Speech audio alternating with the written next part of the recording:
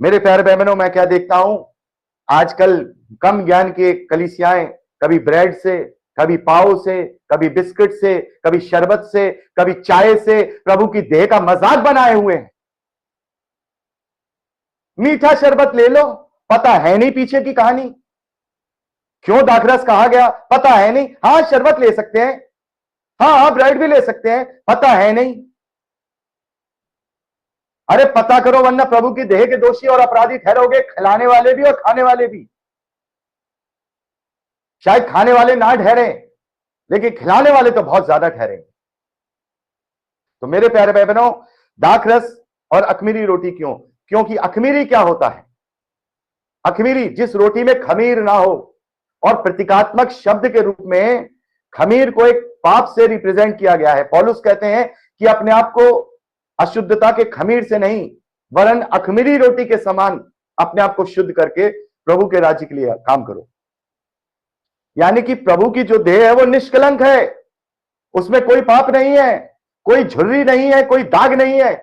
तो हम ऐसी रोटी कैसे प्रभु की देह को रिप्रेजेंट करवा सकते हैं जिसमें खमीर मिला हो, जो कि खमीर पाप को दर्शाता है। मेरे प्यारे भाई बहनों, खमीर खाना कोई पाप नहीं है, लेकिन प्रभु की देह के विषय में बात हो रही है। हम भी खाते हैं, कल ही हमने तंदूरी रोटी खाई है, उससे कोई फर्क नहीं है। यहां प्रभु की देह को जो रोटी रिप्रेजेंट कर रही है वो अखमीरी होनी चाहिए, क्योंकि वो रोटी प्रभु को देह को रिप्रेजेंट करती है। क्योंकि इससे सवाल उत्पन्न होगा, कलीसिया सवाल करेगी कि भाई आप हमेशा यही रोटी क्यों बनवाते हैं, कोई और ब्रेड भी ले लिया करो। तो पास्टर ये जवाब देगा, अगुआ ये जवाब देगा कि मेरे प्यारे भाई, मेरी प्यारी बहन, अखमीरी रोटी हम इसलिए प्रभु की देह के लिए रिप्रेजेंट करते हैं क्योंकि प्रभु निष्कलंक है।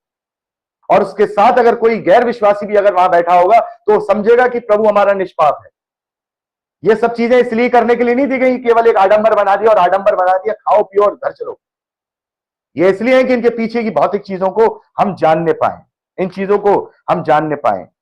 मेरे प्यारे भाई बहनों, पहला कुरिन्थियों उसका 5वां अध्याय और उसके 7वें और 8वें वचन में हम इस बात को पढ़ते हैं। आप पढ़ लीजिएगा, यहां नहीं पढ़ रहा मैं। तो प्रभु अखमीरी है, तो उसके प्रतीक को भी हम अखमीरी ही रखेंगे, उसे खमीर के साथ हम नहीं खा सकते। अब दाखरस क्यों? ये आप यहां देख रहे हैं दाखरस है, दाखरस क्यों? मीठा शरबत क्यों नहीं? चाय क्यों नहीं? बिस्किट क्यों नहीं?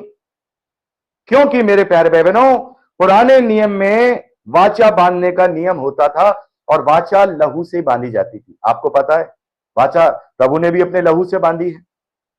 तो और उसमें यह होता था कि पहले के समय में दोनों जो वाचा बांधने वाले होते थे वो अपनी फिंगर को थोड़ा थोड़ा कट करते थे, और जब उसमें से ब्लड, एक एक बूंद ब्लड निकल आता था, तो वो दोनों अपनी अपनी फिंगर आपस में, मतलब उंगली आपस में रगड़ते थे और फिर मिक्स कर देते उस खून को, और एक दूसरे अपना वो चूस लेते थे। तो मतलब खून का सेवन करते थे और उससे वो अच्छा पक्की हो जाती थी। लेकिन इजरायलियों को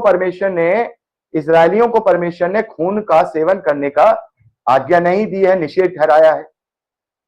तो उन्होंने क्या किया?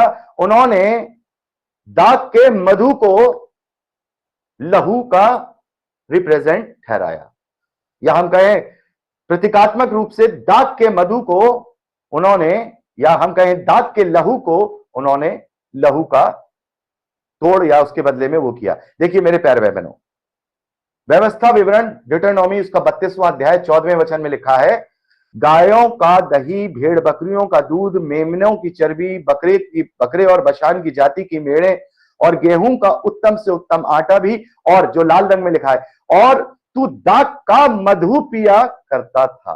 क्या? दाखरस का मधु। लेकिन मेरे प्यारे भाई बहनों, जब हम किंग जेम्स वर्जन बाइबल पढ़ते हैं तो जो मधु शब्द है उसके बदले में वहां लिखा है ब्लड ऑफ ग्रेप्स। क्या लिखा है?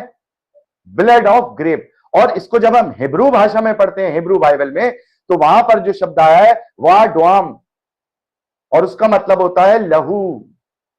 यानी कि अंगूर के रस को लहू कहा गया है, लहू कहा गया है।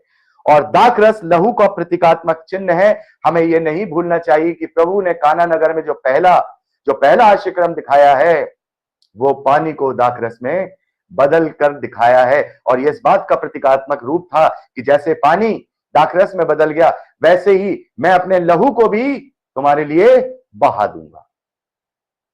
और इसीलिए इसीलिए अखमीरी पर्व के समय में जब प्रभु ने अंतिम भोज किया है, फसह का पर्व खाया उनके साथ, तो प्रभु ने वहां दाखरस उठाया है।